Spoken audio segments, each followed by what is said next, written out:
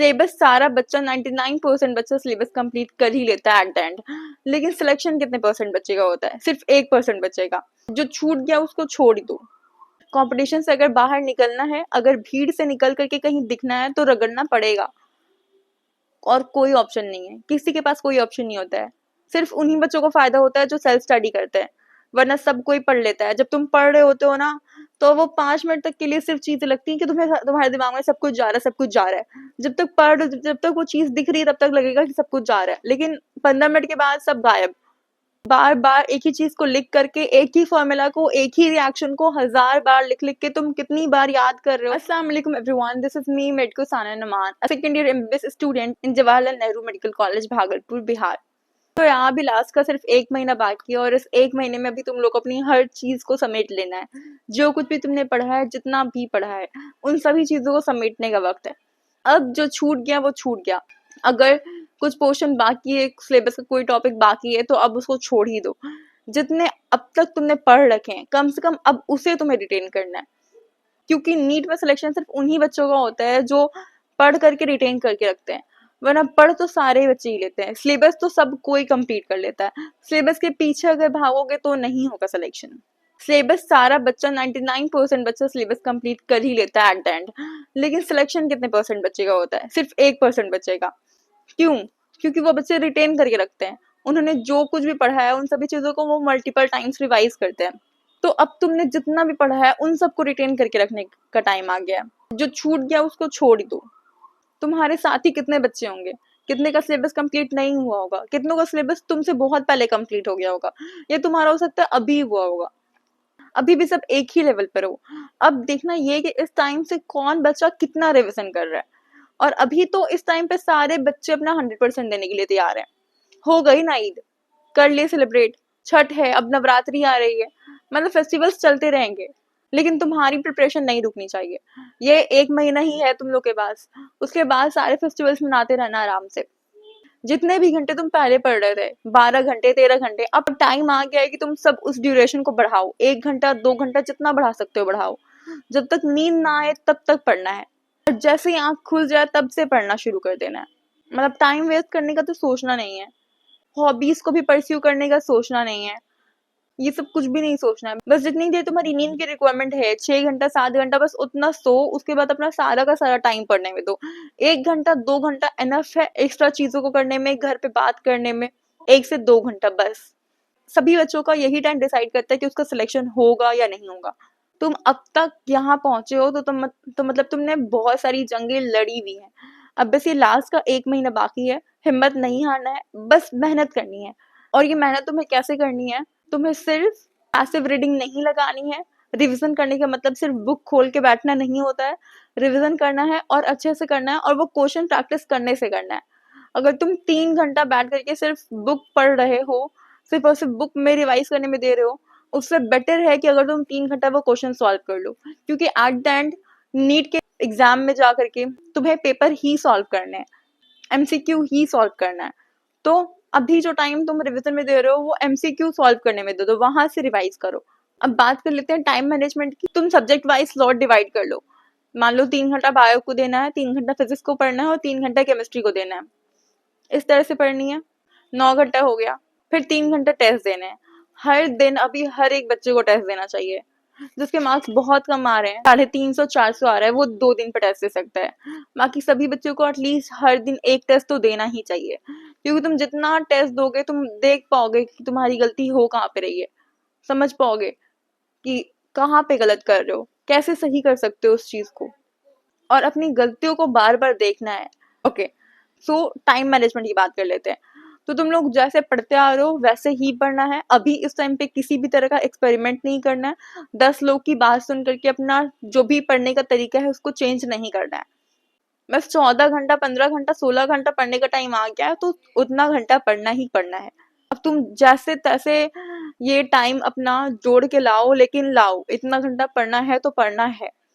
Manage करने वाले लोग हर चीज को किसी ना किसी तरह मैनेज कर लेते हैं, तो अभी तुम्हें भी मैनेज करना पड़ेगा। घबराने से कुछ नहीं होगा, पैनिक करने से कुछ नहीं होगा, टेंशन लेने से कुछ नहीं होगा, डिसअपॉइंट होने से कुछ नहीं होगा। करना तुम्हें ही है, तुम्हें ही ये पार करना है, ये रास्ता तुम्हें ही अपनी मंजिल तक पहुंचनी है। कोई नहीं तुम्हें पहुंचाने वाला है, कोई भी नहीं पहुंचाने वाला है, तुम्हें ही पहुंचना है। कोई नहीं तुम्हारा हाथ आके पकड़ेगा, तुम्हें पार करा देगा, नहीं। उस मेडिकल कॉलेज के गेट तक तुम्हें ही जाना है और उसके लिए मेहनत भी तुम्हें ही करनी है।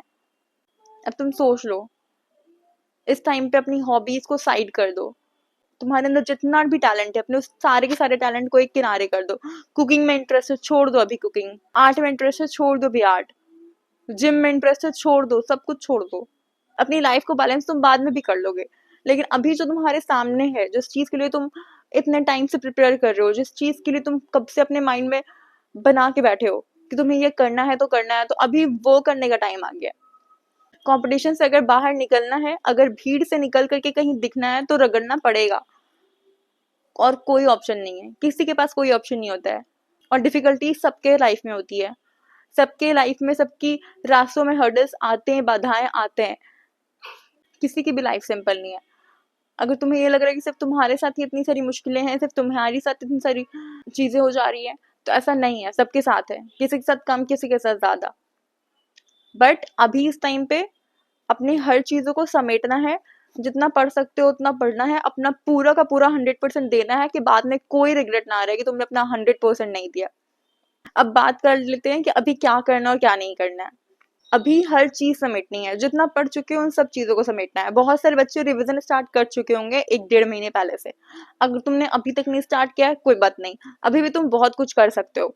जितने भी शॉर्ट नोट्स है ना, जितने भी चैप्टर्स के बना के रखे हो, सब निकाल लो, ढूंढ ढूंढ के निकालो। जितने भी टेस्ट पेपर अब तक तुम दे चुके हो, पार्ट टेस्ट, यूनिट टेस्ट, जितने टेस्ट दे चुके हो, सब निकाल लो। अपने सारे सारे टेस्ट पेपर निकालो।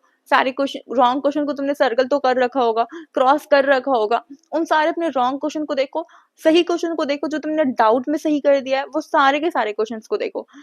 एक दिन में बायो के 4 चैप्टर्स उठाओ, फिजिक्स के 2 चैप्टर उठाओ, केमिस्ट्री के 3 चैप्टर उठाओ, एंड उन सब के सारे रॉन्ग क्वेश्चन देखो। जितने भी क्वेश्चन तुमने सॉल्व किए उन सारे क्वेश्चंस को देखो, फिर बार बार से खुद से सॉल्व करो। उसके बाद अपनी एनसीईआरटी पढ़ो, सारे सब्जेक्ट की, फिजिक्स और केमिस्ट्री की। तुम्हारे एनसीईआरटी में जितने भी क्वेश्चंस दे रखे हैं, उन सभी क्वेश्चंस को करना है। फिजिक्स में लोग बोलते हैं बुक नहीं पढ़नी है, ठीक है, बुक नहीं पढ़नी है, लेकिन क्वेश्चंस उसके भी सॉल्व करने हैं। टाइम है तो करो, बिल्कुल करो। और पीवाईक्यूज को तो सॉल्व करना ही करना है। अगर तुम क्वेश्चंस अच्छे से सॉल्व कर ले रहे हो कम टाइम में, तो इजीली तुम नीट को क्रैक कर सकते हो। कौन बोलता है नीट क्रैक नहीं हो सकता है? भाई बिल्कुल हो सकता है। अगर डेडिकेशन है, इतनी स्पिरिट है, तो लगा दो, अपनी पूरा का पूरा एनर्जी दे दो। कहाँ वेस्ट करोगे अपनी इस एनर्जी को? बचा लो, बचा करके ये पढ़ने में लगा दो। इधर उधर 10 जगह वेस्ट करने से बेहतर है एक अच्छा आउटपुट मिलेगा तुम्हें इसका। मुझे नहीं पता कितने बच्चों की तैयारी अभी कितनी चल रही है, कितनों की कितनी अच्छी चल रही है, कितनों की कितनी बुरी चल रही है, बट एटलीस्ट अगर किसी की भी थोड़ी भी बुरी चल रही है, तो भरोसा रखो खुद पे कि तुम कर सकते हो। तुम्हारी तरह हजारों बच्चे हैं, तुम्हारी तरह मैं भी थी, एंड मैंने भी खुद पे भरोसा रखा तो ही हुआ ये। तो पहले भरोसा करो खुद पे कि तुम कर सकते हो, उसके बाद पागलों की तरह भी पढ़ना शुरू कर दो। और अभी इस टाइम पे बहुत ज्यादा लेक्चर्स देखने का कोई फायदा नहीं है। लेक्चर सब कोई देख लेते हैं, सब कोई पढ़ लेते हैं, सब कोई सिलेबस कंप्लीट कर लेते हैं। अभी सिर्फ और सिर्फ सेल्फ स्टडी करने का टाइम है। सिर्फ उन्हीं बच्चों को फायदा होता है जो सेल्फ स्टडी करते हैं, वरना सब कोई पढ़ लेता है। जब तुम पढ़ रहे होते हो ना, तो वो 5 मिनट तक के लिए सिर्फ चीजें लगती हैं कि तुम्हारे दिमाग में सब कुछ जा रहा है, सब कुछ जा रहा है। जब तक पढ़, जब तक वो चीज दिख रही है, तब तक लगेगा कि सब कुछ जा रहा है, लेकिन 15 मिनट के बाद सब गायब। तो वो चीजें दिमाग के ऊपर चल जाएंगी। इसीलिए जो भी पढ़ रहे हो, सेल्फ स्टडी करो, खुद से पढ़ो, खुद से बोल बोल के पढ़ो, रट रट के पढ़ो, लिख लिख के पढ़ो। जो पढ़ रहे हो फौरन उसको लिखने लग जाओ। इस तरह से होती है रिवीजन। अब लेक्चर्स अब साइड कर दो। जितने भी वन शॉट वीडियो है, अब वो सब भी देखने का टाइम नहीं है। अगर बहुत किसी चीज में प्रॉब्लम हो रही है तो वो देख लो, वरना अभी टाइम है सिर्फ और सिर्फ सेल्फ स्टडी करने का। किसी टीचर की अब तुमको जरूरत नहीं होनी चाहिए। टीचर तुम्हारा सिलेक्शन नहीं कराएगा, टीचर सिर्फ गाइड करता है, पढ़ना तुम ही को होता है। तो तुम ही को पढ़ना है अभी, और सिर्फ सेल्फ स्टडी ही करनी है। तुम कितना सेल्फ स्टडी कर रहे हो, कितना खुद से रिवाइज कर रहे हो, बोल बोल के, पागल की तरह रट रट के, खुद को समझा समझा के, बार बार एक ही चीज को लिख करके, एक ही फॉर्मूला को, एक ही रिएक्शन को 1000 बार लिख लिख के तुम कितनी बार याद कर रहे हो, तुम कितनी बार कितने अच्छे से अपने टेस्ट की एनालिसिस कर रहे हो, और बार बार अपने गलत के क्वेश्चन को बार बार देख रहे हो, तभी होगा तुम्हारा सिलेक्शन। कोई टीचर एक ही चीज को 10 बार तुम्हारे सामने बोर्ड पे ला करके बोल देगा तो तुम्हें नहीं होने वाला याद। बस तुम्हें उस टाइम के लिए वो चीज समझ में आ जाएगी, उससे ज्यादा कुछ नहीं होगा। तो जो मैं समझा रही हूँ, जितना समझा रही हूँ समझो इस बात को, और जितना पढ़ सकते हो अभी पढ़ जाओ, क्योंकि ये तुम्हारा टाइम है और अभी ही तुम्हारा टाइम है। इस टाइम को खुद से छीनने मत दो, बर्बाद होने मत दो एटलीस्ट प्लीज। अगर किसी को कहीं पे भी किसी भी तरह की प्रॉब्लम हो रही है, किसी भी तरह की डाउट आ रही है, तो तुम मुझसे पर्सनली पूछ सकते हो। कमेंट सेक्शन में तुम लोग सब लिख करके जाओ कि तुम लोग अपना पूरा मेहनत करने वाले हो, अपना 100% देने वाले हो, अपने हर एक टाइम को, एक सेकंड को यूटिलाइज करने वाले हो, और सेल्फ स्टडी पे ज्यादा से ज्यादा ध्यान देने वाले हो। और ये सब करोगे तो सिलेक्शन होगा। क्यों नहीं होगा, कैसे नहीं होगा सिलेक्शन? बोल के जाओ, कमेंट सेक्शन में लिख के जाओ कि तुम लोग अपना 100% देने वाले हो। लिख के जाओ, अपना हर एक मिनट यूटिलाइज करने वाले हो। 25 मिनट का सिलेक्शन लेने वाले हो, तुम लोग अपनी एक सीट हासिल करने वाले हो। ये बोल कर जाओ, बोल कर जाओगे तो कॉन्फिडेंस आएगा।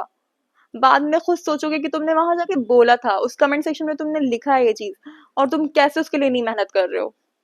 अब तक अगर सोते सोते आए हो तो अभी भी सोने का टाइम नहीं है, अब दौड़ने का टाइम है। लास्ट में कछुआ भी रेस जीत जाता है, बस वो रुकता नहीं है। तो अभी इस टाइम पे हार मानने का तो सोचना भी मत, कोई मत सोचना। लास्ट का गेम सबसे इंपॉर्टेंट होता है, लास्ट का ये 1 महीना सबसे इंपॉर्टेंट है। तो बस अपना 100% दे दो guys. This was all from my side. अगर किसी भी तरह की कोई भी प्रॉब्लम है, किसी भी तरह की क्वेरी है, you all can ask to me. I hope this video helps you all.